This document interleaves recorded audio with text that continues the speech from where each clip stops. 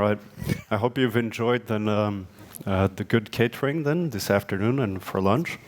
And so today I will be presenting to you SolarCoin, obviously, and the solar change as well as the whole SolarCoin ecosystem.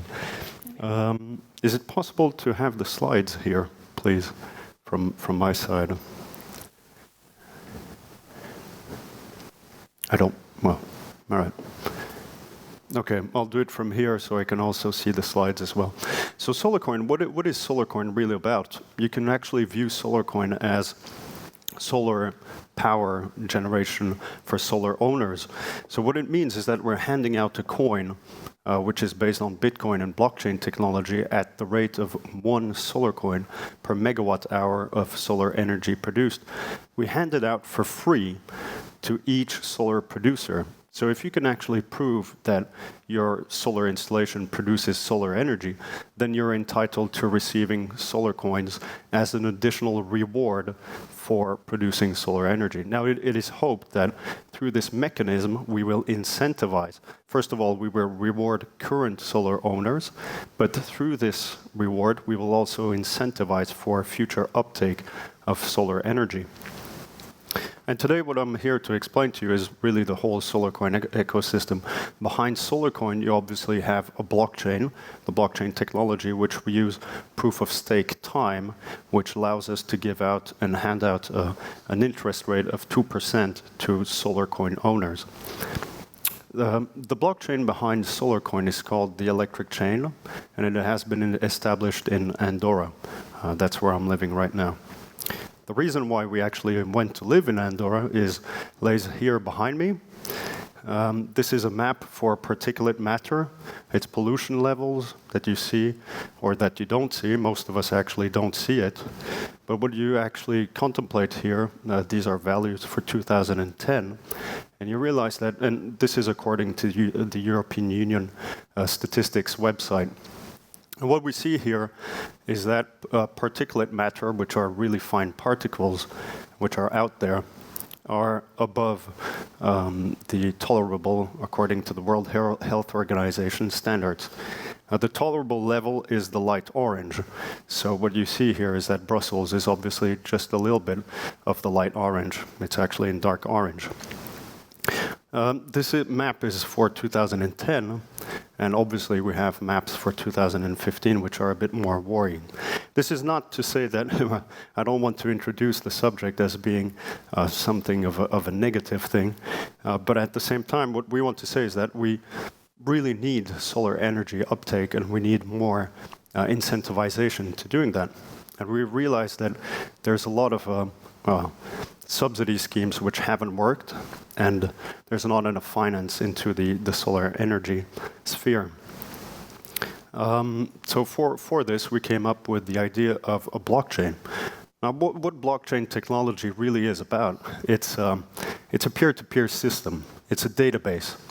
And so all it does is it replicates the information, be it money or be it production values, solar production values in our case. And so this information is being made available from one system, one computer to another computer.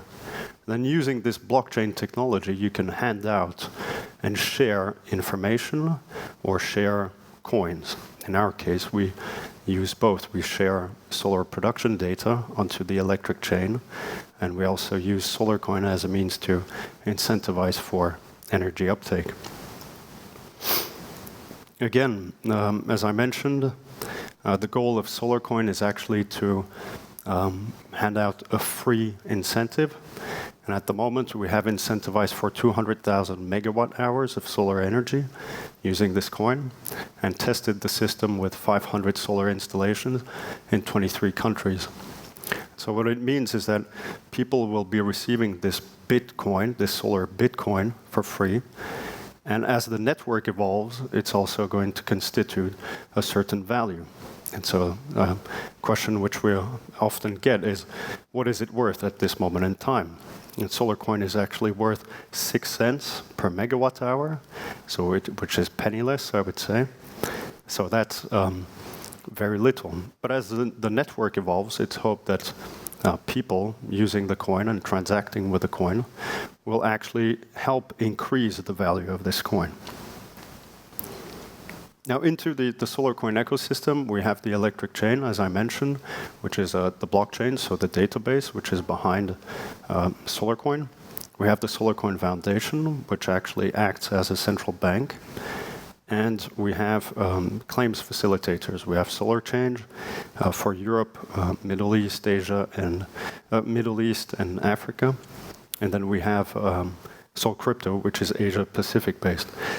And what we do with these claims facilitators, we have a new business model. What we do is we hook up solar installation owners to the network and hand them solar coins for free.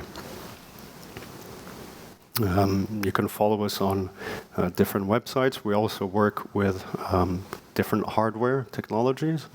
In the case of Sol Crypto, what we do, and I'll get back to that a little bit afterwards, we're working specifically on a solar monitoring data logger, which will allow us to publish information directly onto the SolarCoin blockchain. We've actually proved through a proof of concept that that was possible. And on top of that, we're going to enable prosumers to use the Ethereum blockchain to empower prosumers to start making use of their energy to buy, store, trade the electricity, or feed it into the grid. And all this in near live time. So essentially it means that through the blockchain technology, you will be able to publish information and hand out the electricity value, the real electricity value of your solar installation. Now the market at such is already pretty big. We've installed at the end of this year, we will have installed 300 gigawatt peak of solar power throughout the world. And that represents about 7 million solar installations. Now, according to the International Energy Agency, it took us 10 years from 2006, where we had 7 gigawatt peak installed, to 300 gigawatt. And if we were to follow the projections of the International Energy Agency, we would need to install 300 gigawatt every year in order to maintain the temperature below 2 degrees Celsius increase. So we have a big challenge. And so we invite people who produce solar power to produce more solar power, and people who don't produce solar power to think about it seriously for generations to come. Our partners, we have a couple of interesting partners. The MIT is following us. We have a couple of utility companies, among which RWE. We also have ENGIE. And we've worked closely with the European Crowdfunding Network and SMAPI to integrate SolarCoin as an API directly onto the monitoring platforms of solar installation owners. So what this allows for is for handing out the coin directly to the solar installation owner so that they can make use of it. We're a member of Solar Power Europe, which is the Solar Energy Association, European-based here in Brussels. And we've been recognized by the International Renewable Energy Agency as a token to rewarding solar installation owners. What it means through that is what we're really after is trust. So by creating value, the true value which is underlying SolarCoin is the trusted network of participants. So again, we at this moment in time, we're targeting 1 million solar installation owners, and these are the ones who will be able to transact among themselves with this digital asset. SolarChange is currently being accelerated by the IBM Acceleration Program in Tel Aviv. And then we have a joint venture, which I mentioned, Sol Crypto, which is based in Hong Kong. Now, one of the projects, hardware projects now, based on blockchain technology, because we often get the questions about what is blockchain technology good for. Well, as we said, it allows for peer-to-peer transfer of energy and data and currency. And in this case, we came up with this project of the Electroseed, which was awarded at COP22 just last week with an award. It won the Energy Productivity Innovation Challenge for a very simple thing, just the transfer of energy into a nanogrid. So what we're talking about microgrids and nanogrids is also applicable to people in countries where you don't have energy currently. Another project on which we're also working is the data logger, the Solar Crypto data logger, which essentially uses 3 blockchains. Obviously, we have the SolarCoin blockchain for incentivizing people to produce solar energy, but we also use the Ethereum blockchain for smart contract applications. Now, that's a term which you're going to hear more and more often. Smart contracts, what is it? What does it allow? What is it all about? It's a piece of protocol which allows to empower prosumers to make use of their energy, as I explained. And so to the extent that you have a smart plug in each apparatus inside your house, be it the dishwasher, the fridge, it can be your car, for example, then the API inside the data logger will decide for you what to do with the electricity that your solar panels are delivering to the grid. So it will decide at this moment in time there's a need to be delivered into the grid, so we'll feed the grid. Or at this moment in time there's possibility of storing the energy because the grid is already saturated, and so then it means that you will be delivering the energy into your batteries. Excuse me. So what it means is that the Ethereum data logger or blockchain is a standardized communications protocol for energy producers. Now we've proved this as a proof of concept. We presented this in June in London at the Rainmaking Loft. So essentially what you have is a solar panel which is delivering production data directly to a data logger and directly to the SolarCoin blockchain. Now again, it might seem abstract, but applications for the solar energy business, or I would say for utilities, using this standardized communications protocol, means that it will allow for more effective use of values, production values, which are being delivered by solar installations, decentralized solar installations everywhere. Think about every household delivering energy to a grid, and obviously the grid not being necessarily able to understand what's being fed into it. And so what it means is that using this standardized communications protocol, you enable the electricity traders or the grid operators to understand how much energy is coming from where and what is it being used for. It also allows for scientific approaches in studies. We can study microclimates. We can study, to a better extent, pollution levels throughout the world. Because through harvesting information, production information, then we have more points which are disseminating and delivering energy values. So people or the scientific community can more easily understand what are the microclimates or the pollution patterns which are affected there.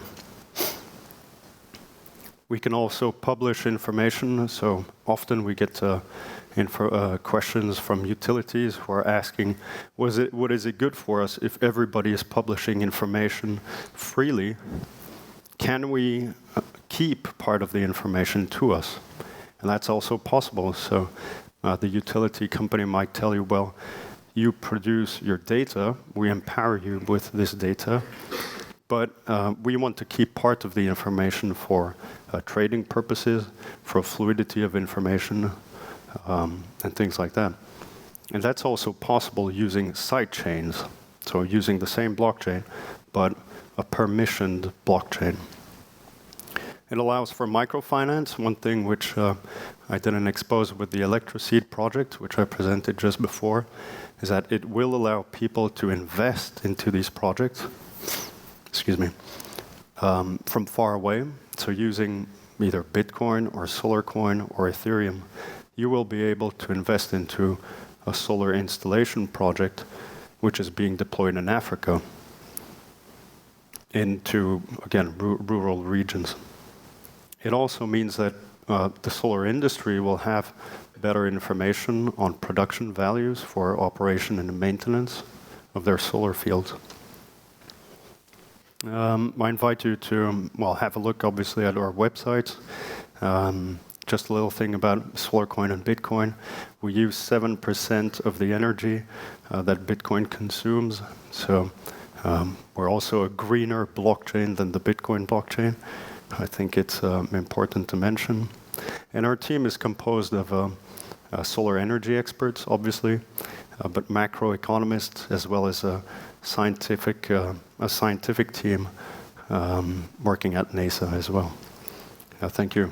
And if you have questions, here to answer. Great. All right, so we're running out of time, so I would love to have some questions here because it's quite technical, I would say, what you're doing. But let's just have one question from here, and then we'll make it quick. Very good presentation. Thank you very much.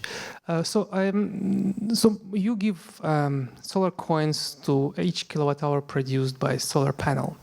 Now, electricity produced by these panels, and this represents this electricity, is eventually drained into the ground. You know, we use it, and it's eventually goes to the ground. Mm-hmm. What about the coins? So, like, if I extrapolate, you can have infinite number of coins minted.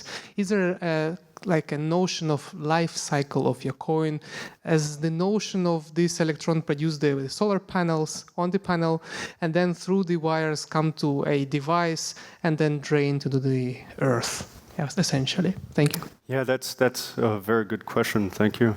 In effect, what we have is a network of solar installations which produce then this power, and Solarcoin comes on top of existing renewable energy schemes and subsidy schemes.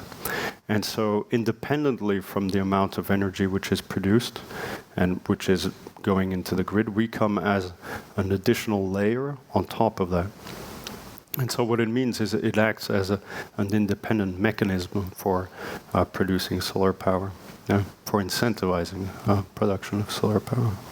Francois, thank you very much. Yeah. Here's a little token from us. And that's awesome. Thank you. Great, thank you.